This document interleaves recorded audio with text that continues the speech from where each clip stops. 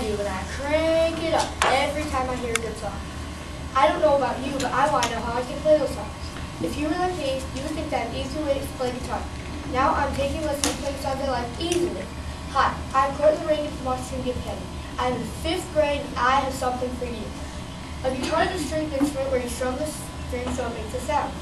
Guitar is marvelous. We're going to discuss different kinds of guitars, guitar genres, and guitar legends. The first step is different kinds of guitars, so here we go. Different kinds of guitars are like snowflakes. No two kinds are the same. The first guitar we're going to talk about is the acoustic guitar. The acoustic guitar was made in the early 12th century. The body of the guitar is hollow. The vibrating strings sounding both through the guitar and out again create a louder sound. Also, Elvis Presley was one of the first singers to really use the acoustic guitar and other body parts. Thank you very much. The other guitar that we're going to talk about is the electric guitar, which is my favorite. It was made in the 1950s and mostly for jazz players who want to play louder. You can plug it into an amp to make it louder. I like it louder. Mom? Not so much. The last guitar we're going to talk about is the bass guitar. It was made by Paul Tudmark in Seattle, Washington in the early 1930s. You can, like an electric guitar, plug it into an amp to make it louder. Woo-hoo! That sounded my dad yelling when his favorite song comes on. A guitar genre is different types of music you can play on guitar. First genre we're going to talk about is the blues.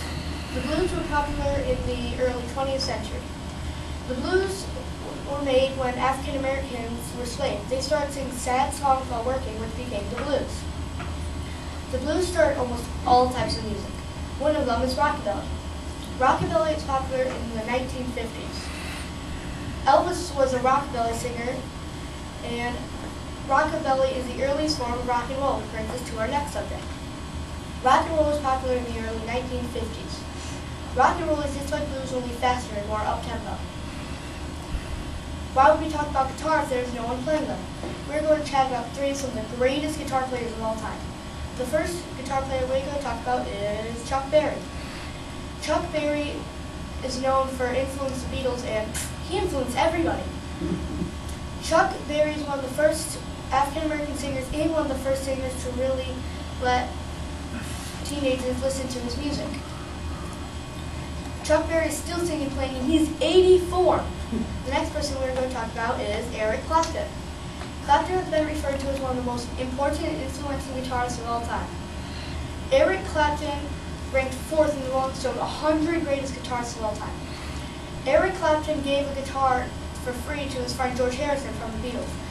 George sold it for $500. Then it was sold at an auction for $150,000. George got it for free. The final person we are going to talk about is Jimmy Page. Jimmy Page was in a couple of bands. 2 of them were the Yardbirds and Led Zeppelin. He had a guitar with 18 strings. You'll probably ask yourself, how will that happen, or what will that look like? He has a guitar with 2 necks. One neck has 6 strings while the other neck has 12. Guitars have been making people hop on their feet and dance for years. We talked about different kinds of guitars, guitar genres, and guitar legends. Now that you've learned the history of guitar, you should consider learning how to play.